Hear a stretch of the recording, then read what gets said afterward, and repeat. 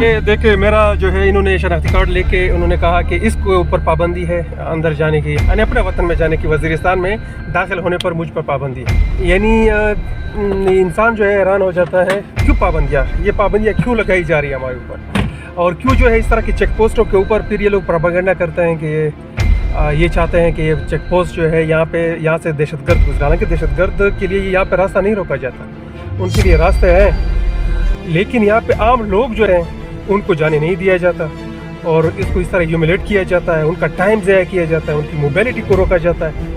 ये इंतहाई नारवा सलूक है यहाँ पे हो रहा है, इंतहाई नारवा सलूक हो रहा है। क्यों मेरा टाइम ज़ाया किया जाता है, हमारी क्यों मोबिलिटी रोकी जाती है? क्या पंजाब में क्यों इस तरह नहीं होता?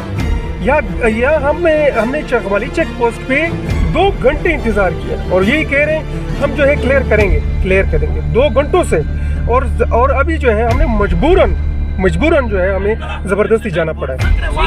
ये इंतहाई नारवा अमल है, इसे रोकना चाहिए लोगों को। जो है ये आप जो है बहुत ही गलत तरफ लेकर जा रहे हैं और नफ़रत जो है इससे नफ़रत और ज़्यादा बढ़ेगी।